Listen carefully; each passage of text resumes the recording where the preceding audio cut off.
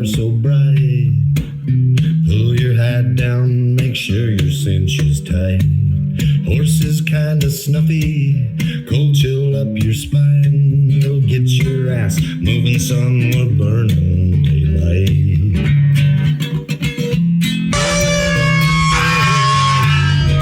Howdy there, I'm Matt McKinley and we're burning daylight. In the saddle till the job's done right. Well, howdy there, daylight burners. Happy Wednesday. It is a hot, dirty son of a bitch out here on the left coast. I'm not one to buy into the mainstream media headlines of record-setting heat wave. What's like unparalleled, unprecedented, historic heat waves. I don't know if it's that, but it's really goddamn hot. I will say that it's a touch warm, but it could be worse. We didn't get any of that 116 degree bullshit. We've been I think we got up to 106, and then we've been steady at like right at a buck to 102, and it said on the forecast Monday morning it's supposed to be 96 degrees, and I believe that's the first time in my life that I've been excited for a 96 degree high temperature. I'm looking forward to it. Good thing out here on the high desert, it does cool down at night, unlike the high plains, or especially like down in Texas. Oof. I don't know why you fuckers decide to live in Texas. Like, that is the most miserable country on earth. But, whatever, do your thing, I suppose. This episode's a cool one, and I think we'll be able to do some more. He's been requested several different times, and I gotta give a big shout out to my buddy Joe Rolak down there in Arizona for actually getting this set up through Facebook and whatnot. We got in touch with Mr. Mackey Hedges, just kind of a legendary Buckaroo, and wrote a legendary Buckaroo book called The Last Buckaroo, and then followed it up with another one called Shadow of the Wind. And he's just he's a high desert drifting cowboy, and wrote a hell of a good story. It's about the most accurate portrayal of the modern, and I would say it's a little not quite as modern as today, but it's a very close comparison to what today's working cowboy has to offer. It's changed quite a bit since then, but it's a very accurate portrayal of cowboy life, particularly at the time. And I thought it was awesome. Mackey's just up in Winnemucca, and I'm gonna go visit him, and we'll have a conversation in person sometime too. But yeah, it was an excellent book. If you haven't read it yet, I highly recommend it. It's free on Kindle right now, but support the guy and buy his book. But it's called Last Buckaroo or Shadow of the Wind. I read them both. They're excellent. And Mackey's he's a great storyteller, and just a pretty dang cool guy. So without further ado, here's Last Buckaroo. Burning daylight. In the saddle till the job's done right.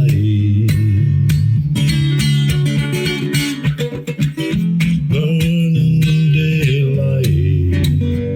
Well, life is just a gather, and you won't catch 'em all. But when you ride through the gate, make sure you sit up tall. I can see the horizon, it's looking pretty bright. Well, get your ass moving, son, we're burning daylight. Burning daylight.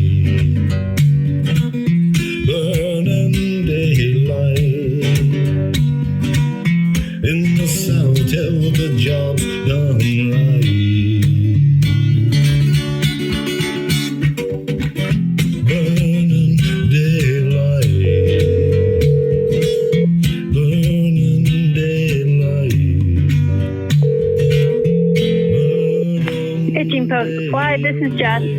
Hi, Jess. Is Mackey around? Yeah, hold on just a second. Thank you.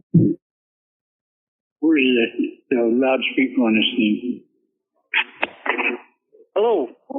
Hey, Mackey. How are you today? Pretty good. How are you doing? Doing all right. This is Matt McKinley. I assumed you knew who it was, but did you guys get any rain over your way?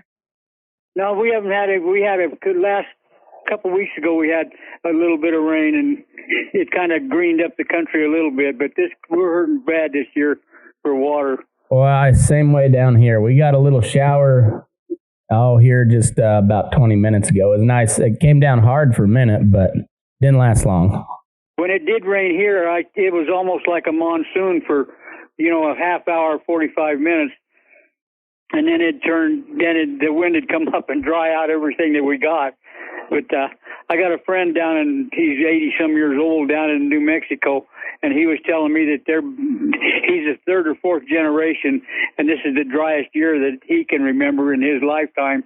And he said he's comparing some of the journals that he had from his grandfather, and he said they were talking about drought, and he said we'd give anything in the world if we could trade places, if we could trade with what they call a drought.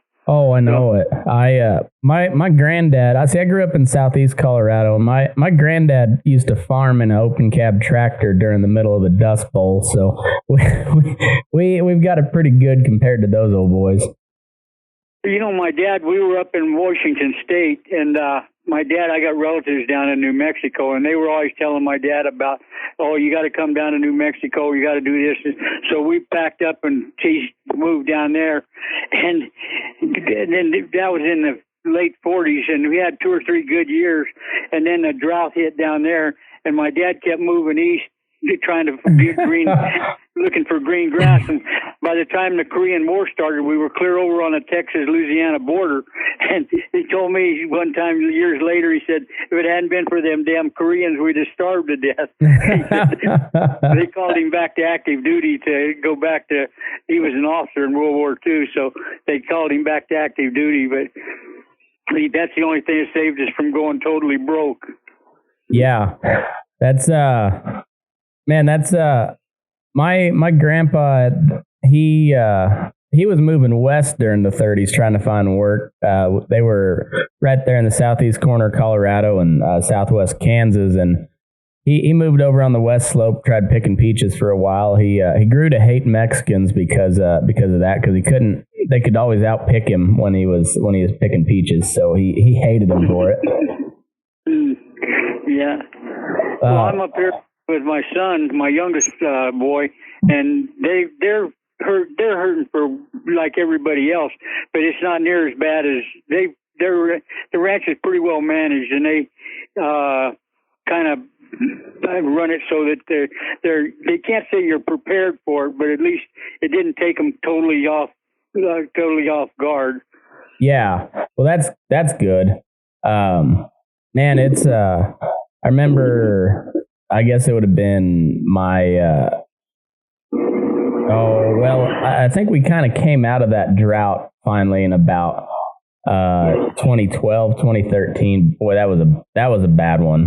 That was about as tough as I've seen eastern Colorado ever look. Well, California right now is in about the 4th or 5th year of their drought. The guy that I worked for 17 years is down. We used to run 5,000 head of yearlings and 4,000 head of cows, and he's down now to where if he's trying to hold his enough together to where when the drought breaks, he'll have something to work with, to get started again.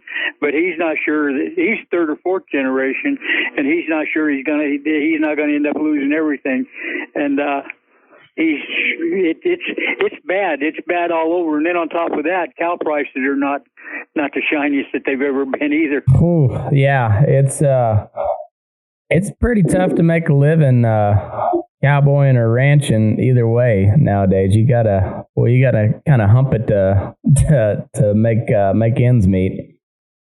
Yep, that's the truth. My wife and I had a little place. We were in partners on a place up on the Idaho-Nevada border, and we ended up going belly up, but it was because of politics more than anything else. Carter got in there. Inflation went from, I started out paying 8.25% on my PCA loan, and the last year we were in business, 3 or 4 years later, we were paying 19.75%. We sold our calves the first year for $1 a pound straight through. That was steers and heifers both. And then last year we got 60 cents for our steers, and they didn't even want the heifers. I think we got 40 or 45 cents for them. Nobody even wanted them. Yeah, that's man, that's a tough way to go. It's but I guess the main reason I'm visiting with you today, I had several different people ask me to have you on, and then I even more people outside of that said you've got to read Last Buckaroo, and then of course Shadow of the Wind. So I got a hold of you, and then of course we talked for I don't know, we probably talked for about an hour one day, and you made me promise you that I'd read one of them before we did this thing. And I read one, and I liked Last Buckaroo so much that I went ahead and read the second one before I even called you back.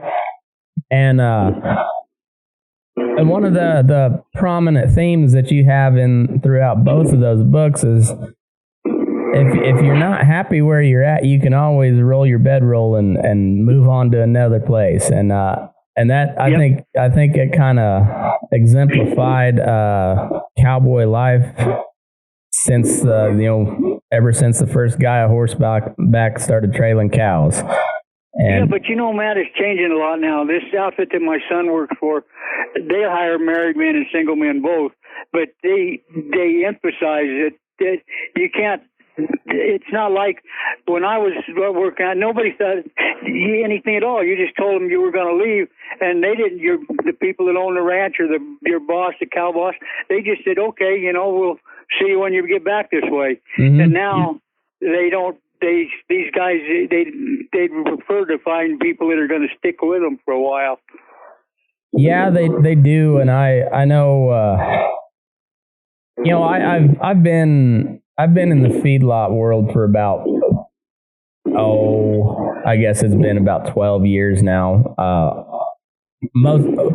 Pretty well full time. There was a couple stretches there where not quite in the feedlot, but man, it just, and I understand both aspects of it. We used to get some of the guys that come down out of cow camp for the winter, and then they'd ride pins for the cold months, and then as soon as spring hit, they were headed back to the mountains, and then we just got a bunch of guys that didn't know anything, and some of them wanted to learn, some of them didn't. You also had a bunch of 40, 50, 60-year-old guys that some of them were good hands, a lot of them were just old and cranky that really weren't good hands, but they sure acted like they were. And Dean Tobias was on an interview on National Geographic, and he said, when I was young, I used to think all these old timers were really smart, and he said, after I got a little older, I found out that all they were just old. But you're talking about changing jobs a lot, man. My wife and I were talking the other day, and she told me, she counted it up. Now, I worked on a lot of ranches 2 and 3 different times. I worked on one outfit in the Sierra 6 different times, and I was on the YP 2 or 3 different times, and I was at Howard's Ranch 3 different times. Anyway, she counted it up, and we'd moved. She's sitting here beside me, but how many times is it? 32?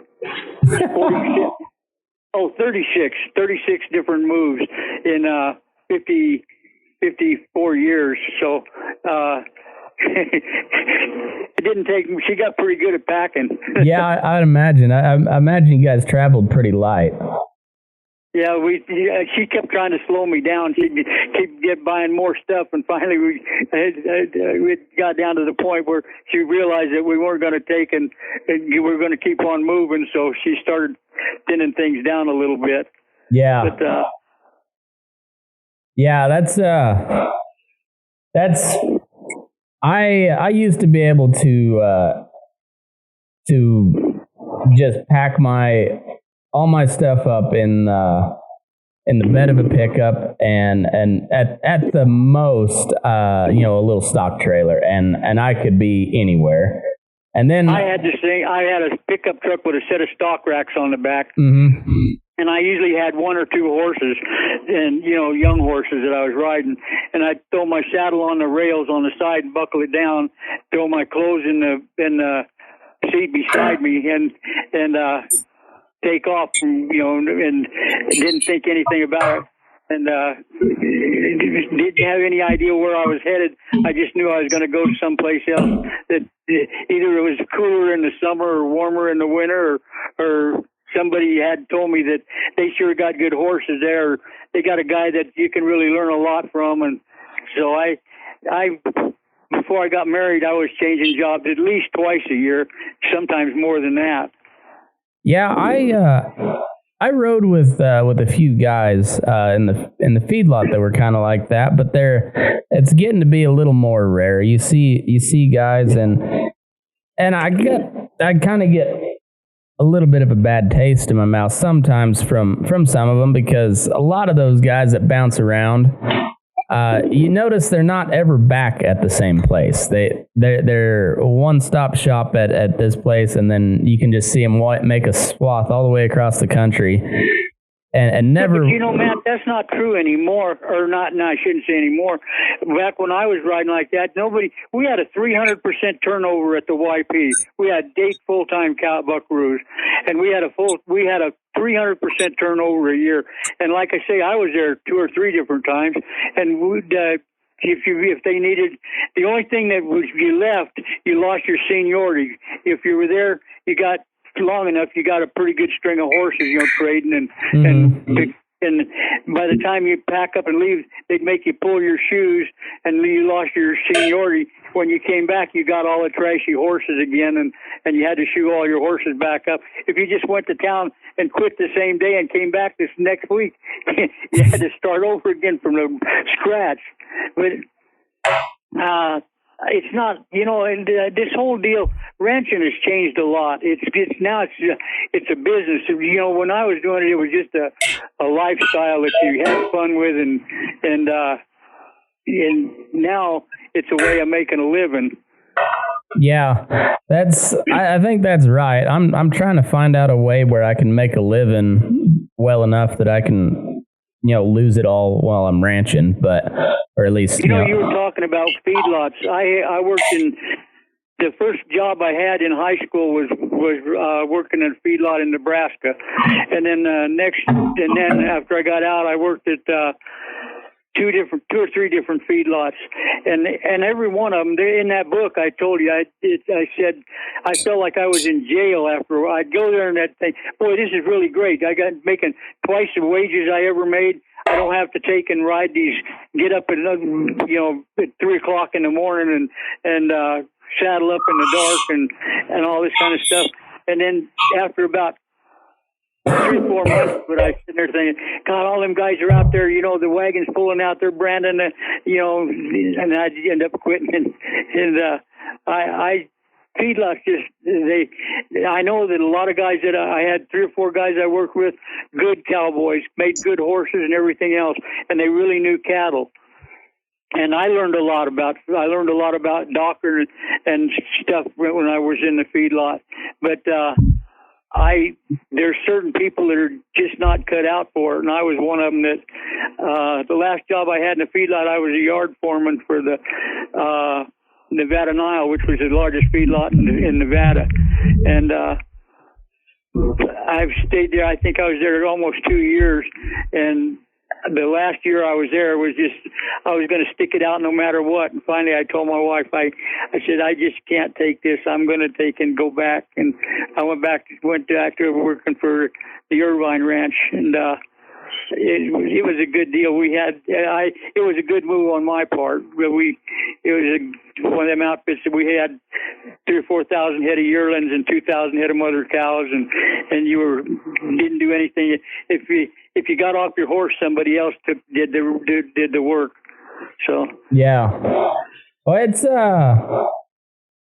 Now you said you guys bounced all a little bit back east. So where you went to high school in Nebraska? My dad had a place between Plattsmouth and Bellevue in Nebraska, and we moved there from Kansas, and we moved from. My dad was as bad as I was. We moved from New Mexico to Texas, from Texas to Kansas, from Kansas to Nebraska, and then I went in the Marine Corps. I see. About what time did you go in the Marine Corps? I went in the Marine Corps when I was 16. I signed up on what they call a 120-day delay, so I didn't go active duty until I was 17, and that would have been 1960. I see. So you did you see action over in Vietnam, or was that a little? We were in Thailand and Vietnam. We were Thailand first, and then Vietnam at the very. I was local security for an artillery battery of special forces. Were in charge of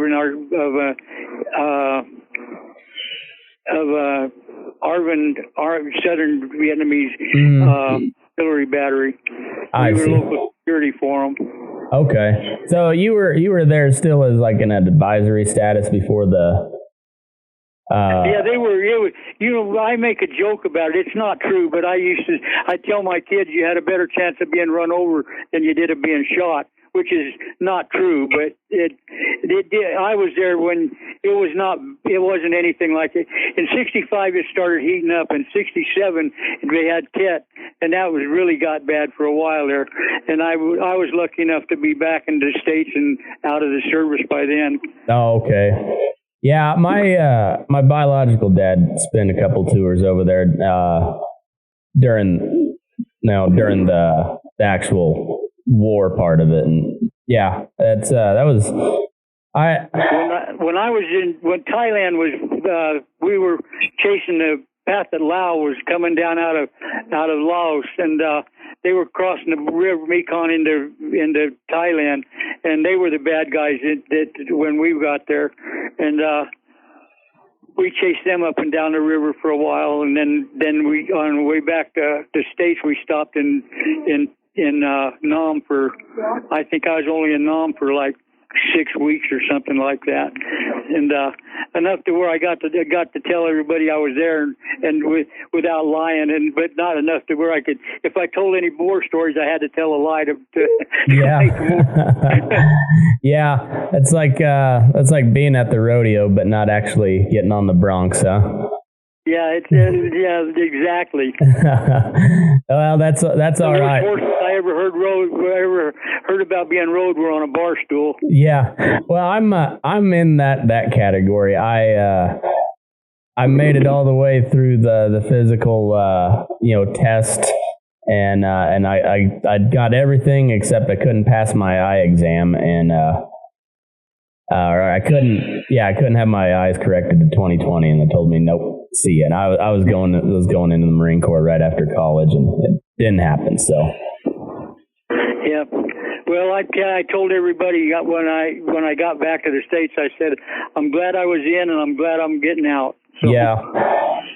I think that's I've heard that from a lot of guys, throughout several different wars. The same thing. Glad they were in, but glad they're out. This outfit that we got in Washington right now, I would not want to be in the service with these guys.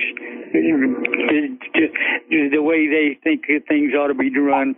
Yeah, I agree, and I'm. I look back and I don't have many regrets not serving. I made an honest attempt at it, and I didn't agree with the wars. I still don't, and but I was willing to go fight. They said no, and I'm good with that. So, So if you had to pick, what would be your favorite place that you've ever worked?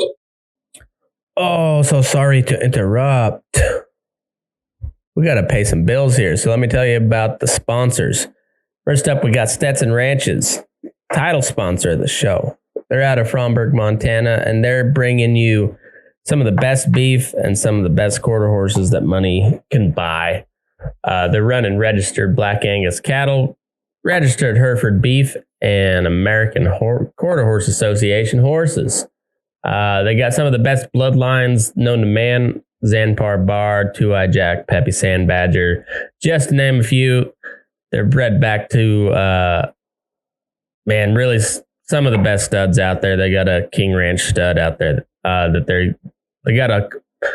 they have got a full crop coming from a King Ranch stud that is going to be just legit, ready to foal this spring.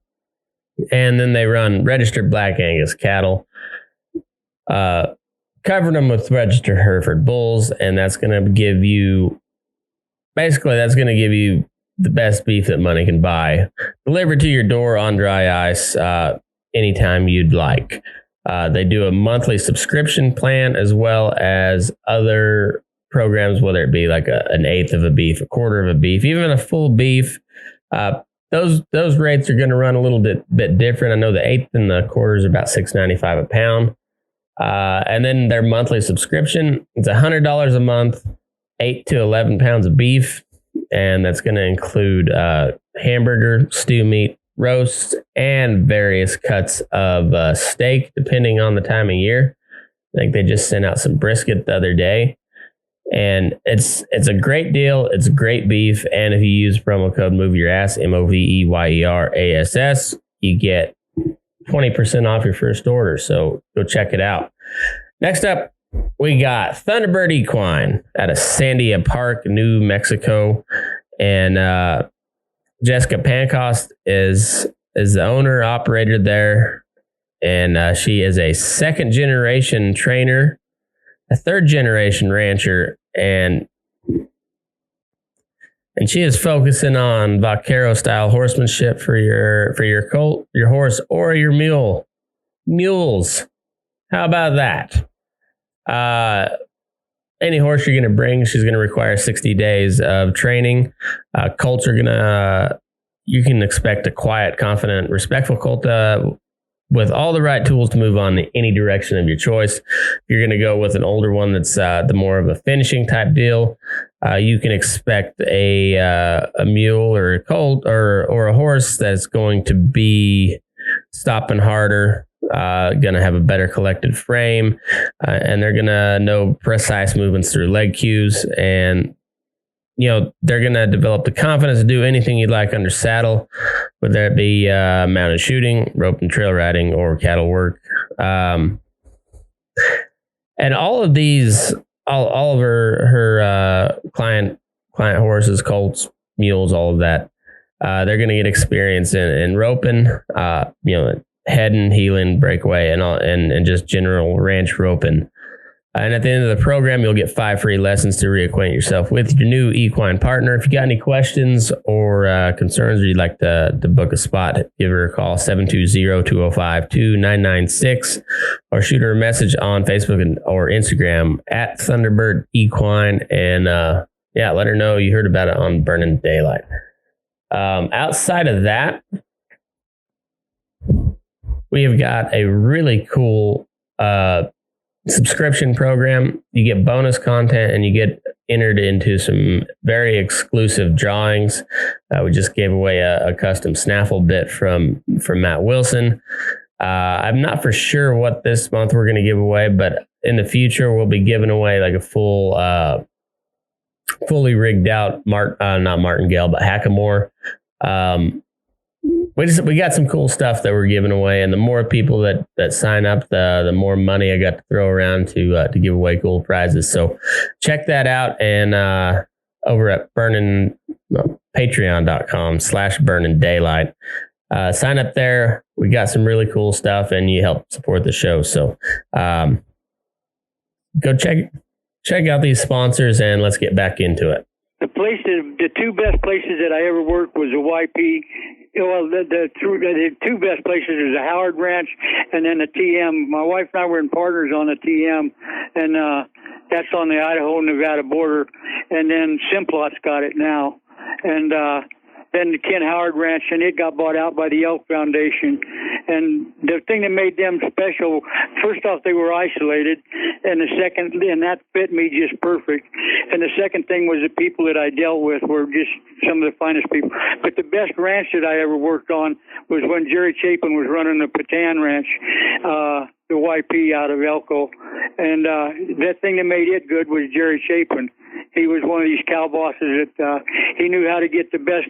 He could get a job done with a crew that was good, and he could get a job done with a crew that was just trash. And a lot of times when you're there that long, you have one. Like I say, we had 8 people full time. Sometimes all 8 of them would be just fantastic help, and then the other times you'd have maybe 2 or 3 guys that were decent, and the rest of them were just kids that had been reading Western Horseman or something like that and wanted to come out and be a Nevada Buckaroo, you know. Yeah.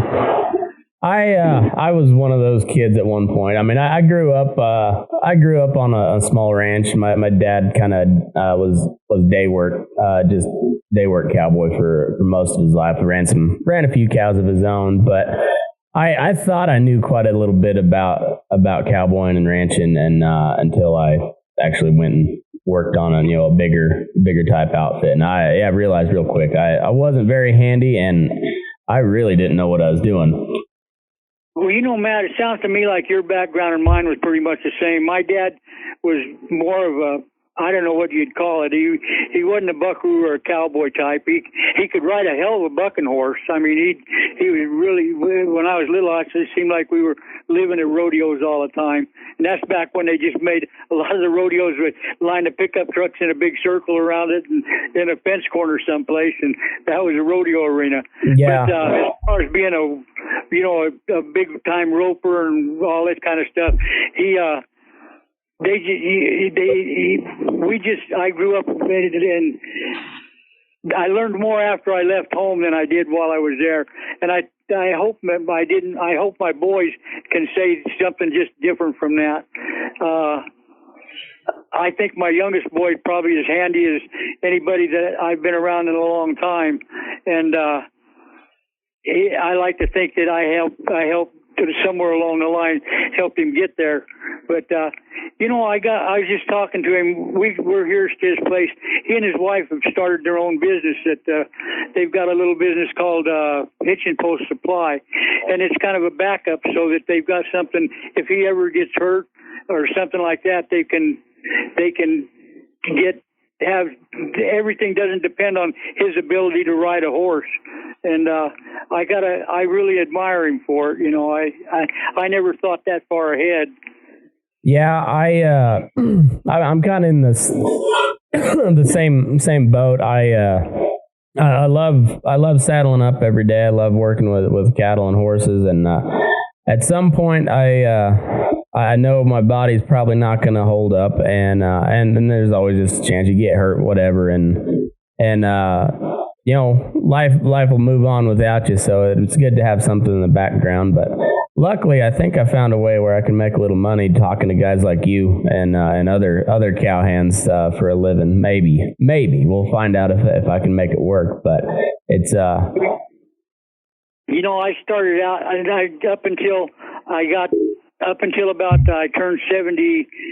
I'm 78 now. Until I was 73, I never made a nickel that wasn't some way tied to a horse or a cow, except for that 4 years in the Marine Corps.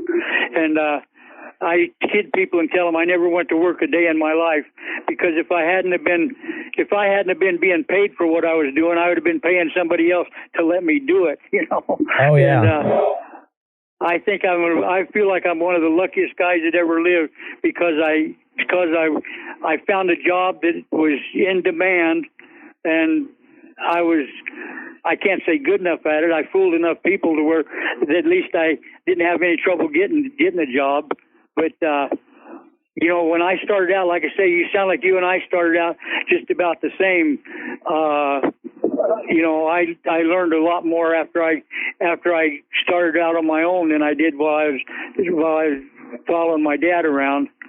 Yeah, that's kind of how I was, and I learned plenty from my dad, but it was coming from my dad, so I wasn't really receptive to hear it at the time. And now, nowadays we're pretty good buddies, and I respect what what he's taught me over the years, and there. Well, my dad and I turned 17, and I thought I was, or 16, and I thought I was the baddest thing that ever walked, And then my dad and I were really close until I got 16, and then we had some pretty tough times. And then after I got home from overseas and everything, I couldn't get over how smart my dad had got while I was gone.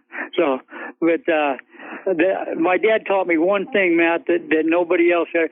He taught me how to work, and I think he tried to work me into the ground, and my kids claim that I learned a lot from him because they think I did the same thing to them. So. Yeah, my dad did the same thing. He I was a senior in high school when I got chicken pox, and so I had to stay home for 2 weeks, and I thought I was going to have me a little vacation, and didn't, because they didn't really itch too much. I wasn't in bad shape, and I was way wrong on that, because my dad had also just he got bucked off a colt and broke his collarbone, and now he had me build fence.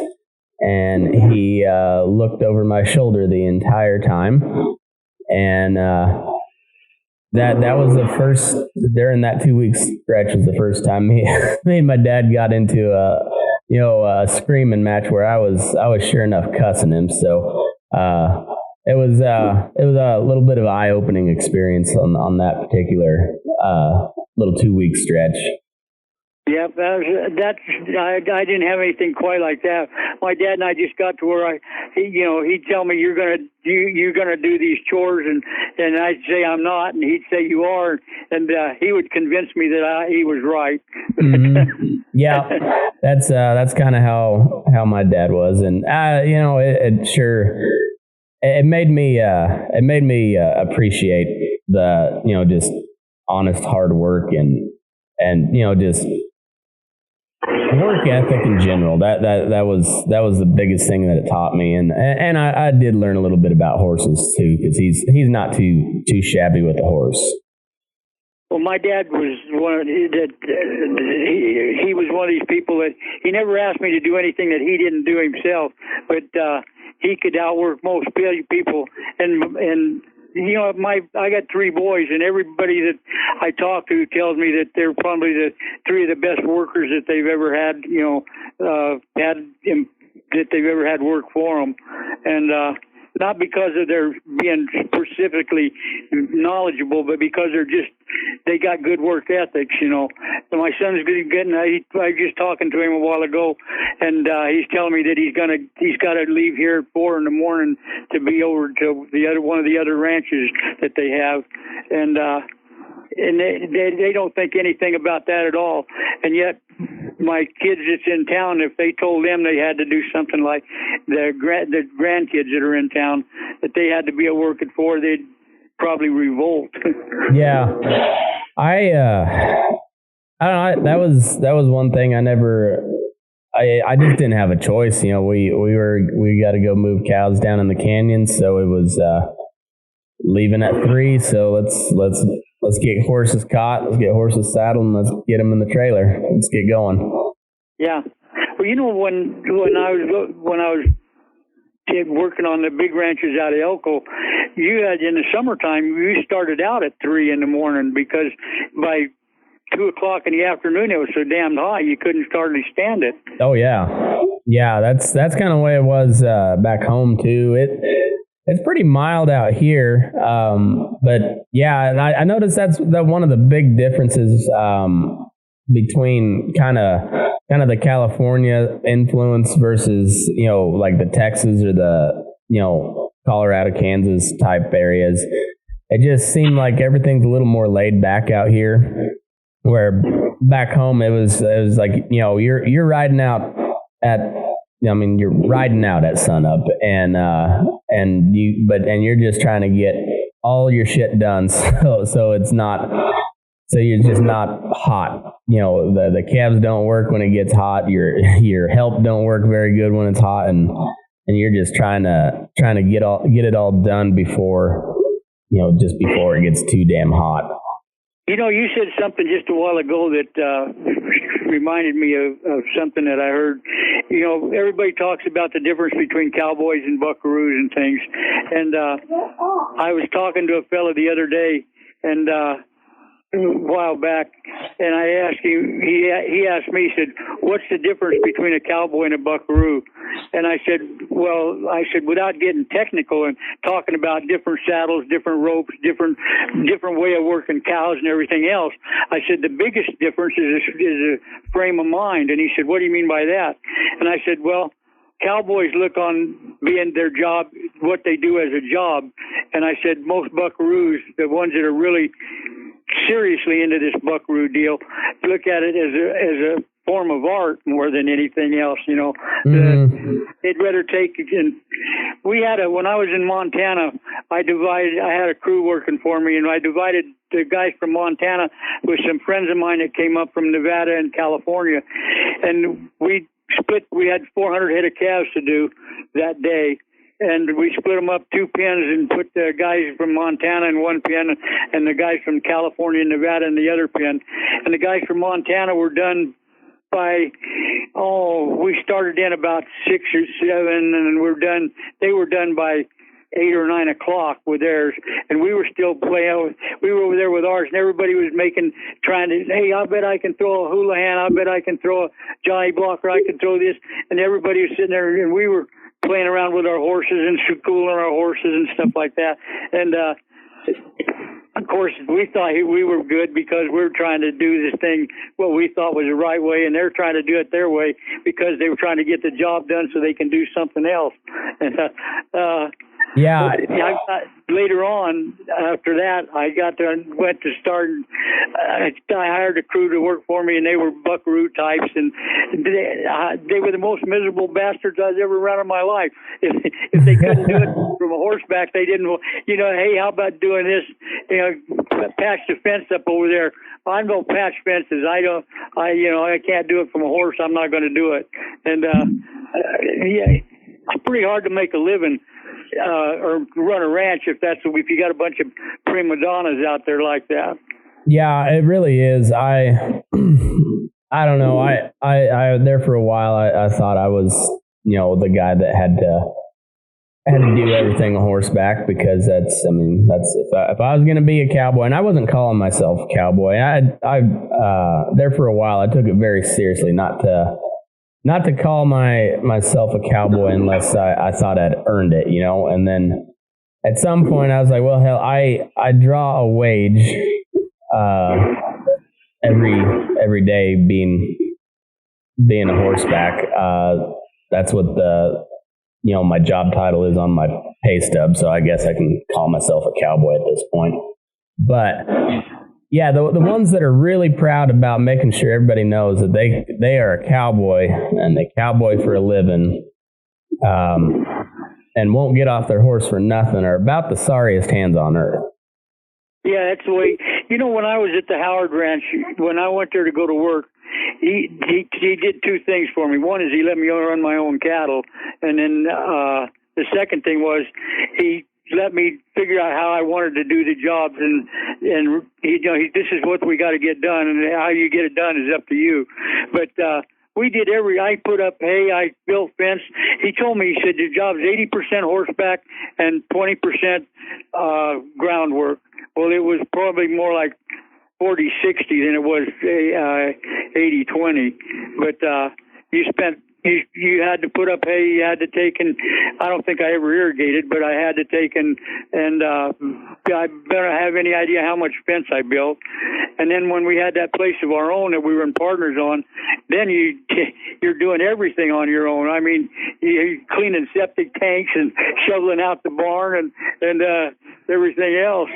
Oh yeah. You're doing it on your own. It's your money that's going down the drain. Oh yeah. Well, and then, you know, like you were talking, and I was talking with Boots O'Neill. here a while back about their cooks, and he talked about how they really got they pissed off a cook real bad, and they had to cook for a little while, and then there was stories about you guys when you pissed off a cook, or even when you're just out at camp by yourself. Yeah, or just you and another guy. That's how it is.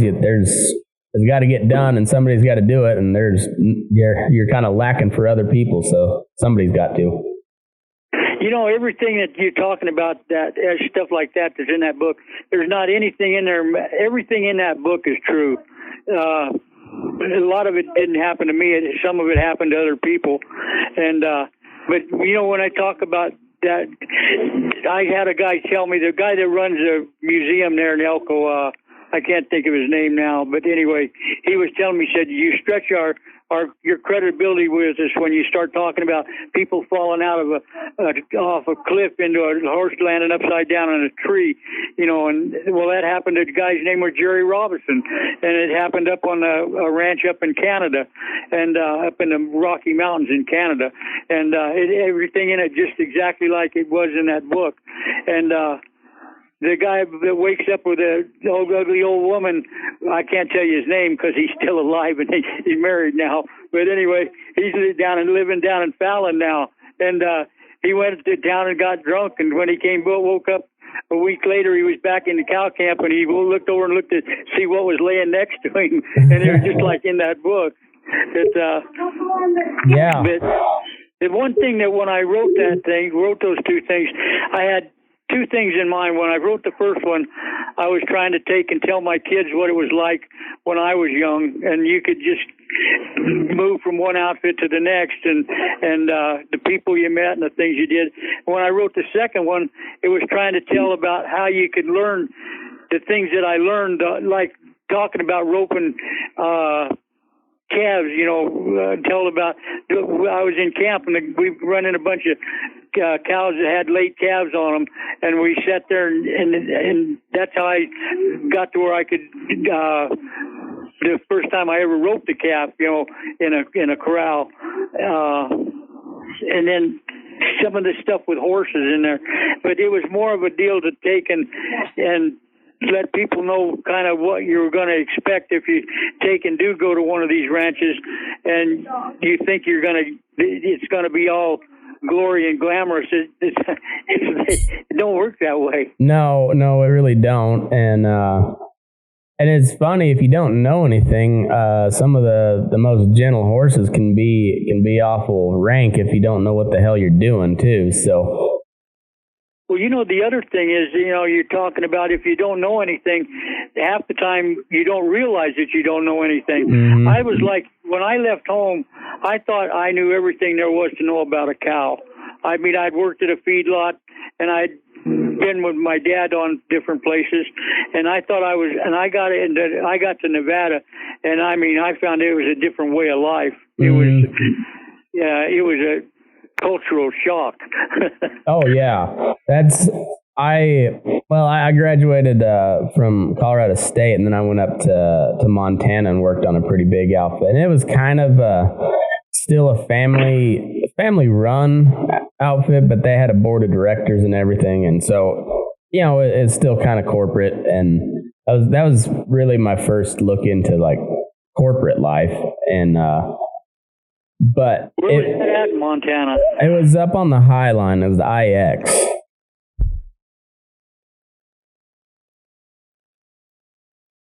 You there? Yeah, it was up on the High Line out of Big Sandy, place called the IX.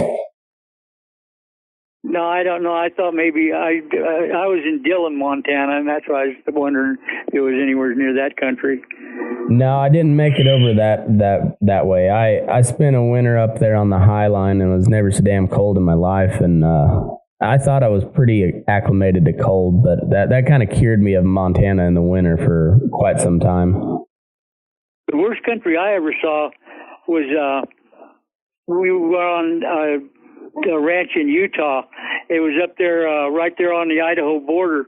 And when I went there, the guy told me, he said, it was a pretty big outfit. He run about 5,000 head of cows. And he told me, he said, we have a hard time keeping help.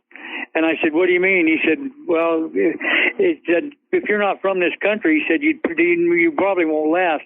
And I said, why is that? He said, the winters are a little tough. And I said, look, I've been in Elko. I lived in Elko for 15 years. And I said, I've seen 40 below every year. And he said, well, you won't have any problem. Well, we were out there feeding cows, and it was 40 below zero on Thanksgiving Day.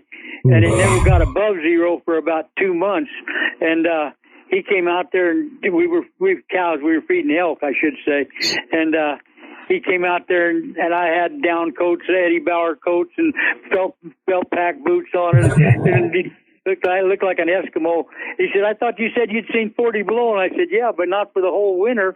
I thought maybe 40 below 2 or 3 days. So. Oh, man. Yeah, that's when there was I think it was a 17-day stretch where the high was never got above -10. And it was just brutal. It was brutal cold. My dad was telling me that when he was young, he was working out of Laramie, Wyoming, and he said they had ground blizzards back in those days, and maybe they still do, I don't know, but he said they had to tie ropes from the bunkhouse to the cookhouse because, not while he was there, but in the past, they had people get lost and freeze to death or frostbite or something like that, just going from the barn to from the bunkhouse to eat, you know. Yeah, I can tell you on the plains it's sure like that. I imagine you saw that a little bit in Nebraska, but my dad was telling me, and my granddad both, in the 30s they had just, and then in the 50s too, they had some dust storms that were pretty damn bad, and they just tie a rope from the outhouse to the railing on the porch, and you just hold on to that rope all the way out there when you went to do your business, and because otherwise you just got lost, and it might only be 100 yards, sometimes not even that, and you just the winter of 49 and 48 and 49 or 49 and 50, I can't remember, 48 and 49 I think it was. We were going down from Washington State to New Mexico. I don't know if we were going to visit friends or go down there to change jobs or what, but we got caught in that blizzard that hit there, and it took us 2 weeks to get out of Wyoming. This roads closed, and that's when they had the big hay drop and killed as many cows from dropping bales of hay on them at 100 miles an hour. Yeah, we had that same thing back in 07 there on the Eastern Plains. They airdropped a bunch of hay and powdered milk to cows and just drop it find a bunch of cows and just drop hay right on top of them. I heard. This is something I heard about. I didn't see it. My wife and I were in Wyoming, and we were in a restaurant eating, and we were talking to this couple there, and they were telling us how they had gone broke.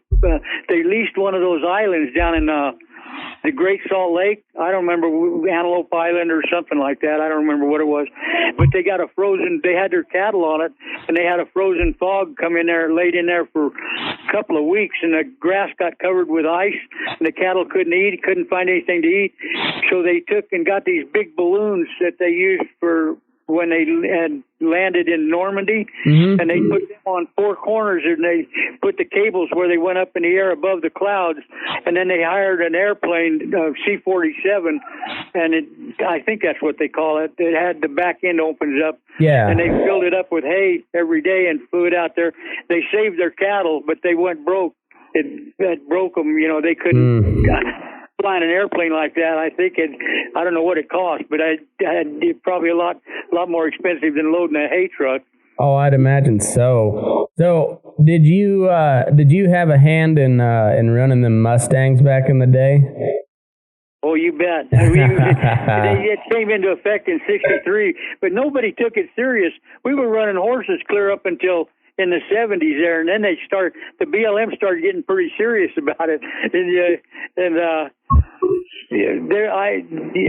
I could tell you all sorts of Mustang stories, but my son here could tell you some too, and he's a lot younger than I am, but he probably wouldn't want to come.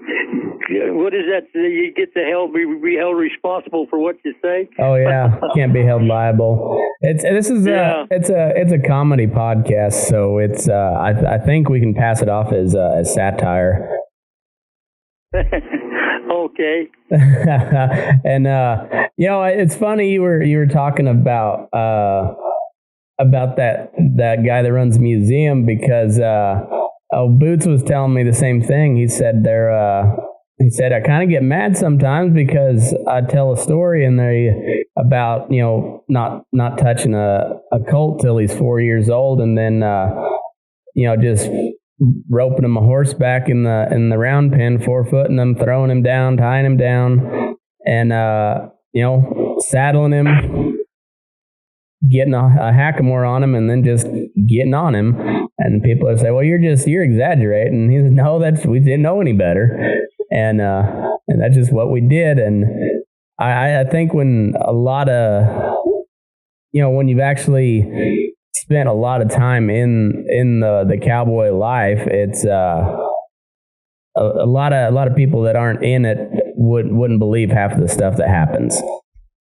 You're talking about that. I know 2 or 3 guys and people that one fella, he and another guy were taking and trailing. They were trailing some cows, and they had a long way to go, and their horses played out on them, and they found a Mustang trap that had water in it, and they tied their horses out in the brush. One of them got behind it, and that afternoon, a couple of horses came into water, and they swung the grate shut on them, and then they went in there with their saddle horses and roped these 2 Mustangs, two of the Mustangs, and threw them down on the ground, rolled them into their saddle, and got up, and they moved them cows the rest of the way to the ranch that day on these horses that they had just caught. And I asked him, I said, "How do you rein them around?" He said, "You just beat on the side of their head with your hat. If you want to turn right, you hit them on the left side of the head with your hat." I'm telling you what I was told. I did not see this happen, but the guy that told me about it, I never known him to lie, so if he did, it was his first time. And then the other thing was that Candy, my wife, and I were married. We had just gotten married. She was cooking. She was 18 years old, cooking for this outfit, and I was starting cold for him. And this fella showed up, a friend of mine, and he wanted to know if he could. He asked the cow boss. He said, "Can I take and stay with you guys till I get these colts started?" And the guy said, "Well, we haven't got," he said, "I'll work for you for nothing." And the guy said, "Well, we haven't got anything for you to ride." He said, "Well, that's the best way to start these colts." So the next morning we helped him get a saddle on, and he worked with us. There was none of this harmony with horses. It was just get on and hang on kind of stuff. It was pretty Western there for the first hour or two. Oh yeah, I can imagine. It's we were pretty. I mean, we handled our horses from a pretty young age, and of course, just about every horse is going to buck at some point. There's a handful here and there that don't, but it's one of those things that I don't know. You get on them, and we've learned a lot over the years on how to handle them now and make your life a lot easier. But there's another part of that I did go to that story. This same guy went to work for the IL ranch. It was a pretty good sized outfit up there in Elko, and they paid him $25 a head to start colts, and they run in 5 head of horses, and he'd take and rope them, front foot them, and throw them down, get onto them, ride them around the round corral. And they call them broke if they had 10 rides on them. And then he'd open the gate right up close enough to where he could get the gate open, and they'd go stampede, and he'd get 10 rides on them. They'd turn them into the cabbie, and the whole crew would quit.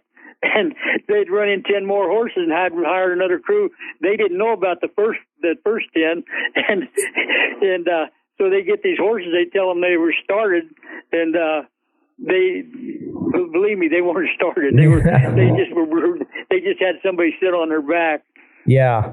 It's I rode a Well, I've rode enough outside horses since I've been in the feedlot to know that everybody's definition of started or green broke is different. And I've come to when somebody says green broke, I just kind of I just take it as they haven't been touched. That's about how I view them. But you know, the trashiest horses, Matt, that I ever got around was down on the Irvine Ranch. They had a deal. They would take these outside horses in. The Cowboys, they charged $150. The Cowboys got $75, and the ranch got $75. And people would bring these horses in, and they were started, but a lot of them were just, they were spoiled. You know, I mean, they were, you didn't know what you got. And some of the worst wrecks I ever had was down there on them horses that somebody bought off the track, you know, and we'd ride them out there through that cactus patches and stuff like that, and it got pretty wild and woolly out there sometimes.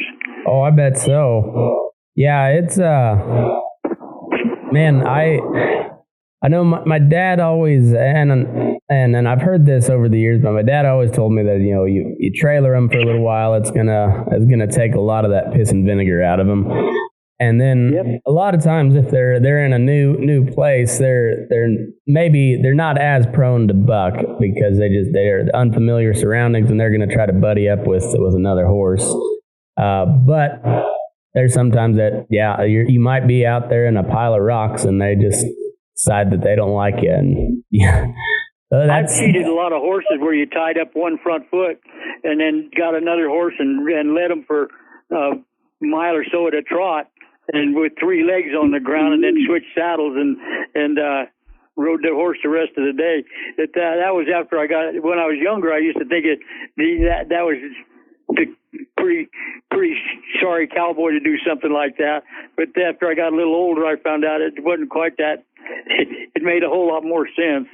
Yeah, I found out that it's only in the rodeo that you get paid for style points. So I always say I'm not a bronc rider. I'm a bronc stayer honor, and try to pull their head around her so I can get them stopped, and then we'll work from there. I can usually stay on long enough to get a head pulled around, but I'm not typically the guy that just lets them have their head and just rake them down. You know, I'm not that sticky. I used to think I was when I was younger, but after I hit about 35 or 40, I changed my mind. Yeah. I learned a little quicker than you did, though. But I've never been one to overestimate my athletic ability, and I can slip by most of them, but it's usually not pretty, and it's usually a lot of yanking on their head just to get them to, you know, break those hips over, and I'm not one just to let them wear themselves out. I can do that at a long trot. Anyway, you started to take and say, well, 30 minutes is up. I better let you go. Okay. All right. Well, the rest of the night. All right. Well, if you don't mind, we'll just I'll give you a call again some other day, and we'll do it again. Okay, sounds good. All right. Thanks, Mackey. I'll catch you next time. Okay, Matt. Take her easy. You too. Okay, bye. Bye. Sleep in a bedroll of canvas, and no-see-ums feed on your ears. Wind blows the dust just like buckshot, and I ain't never seen it rain much out here. Smell your own sweat in the evening, wash up at the galvanized tank. Nearest town's 40 miles. The cook here, he don't smile, and all these young horses are rank. But come a tie-yippee-I-O on the back of my caballo, I'll whoop it, I want on when I can. My spells, they don't ring much, I never did sing much, but I'm sure enough Buckaroo man.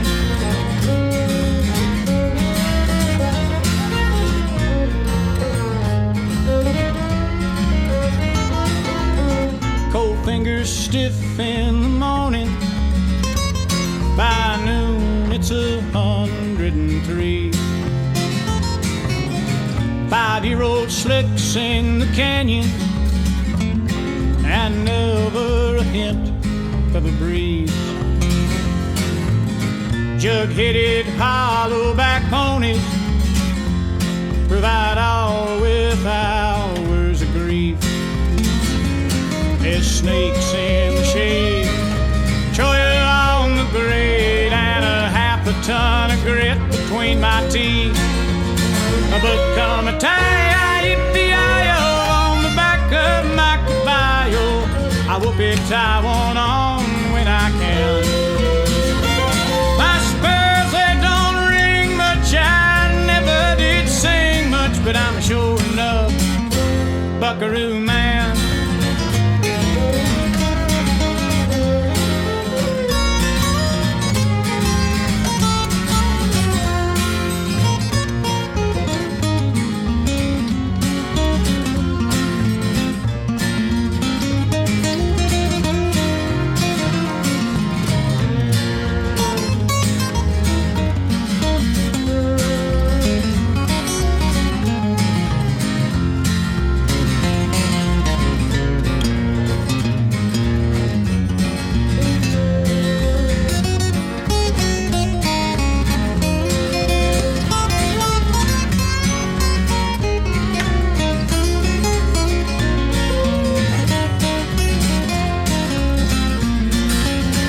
But come a tie-yi-yi-yi-yo on the back of my caballo, I whoop it, tie one on when I can. My spurs, they don't ring much, I never did sing much, but I'm sure enough Buckaroo man. I said come a tie-yi-yi-yi-yo on the back of my caballo, I'll whoop it, tie one on when I can.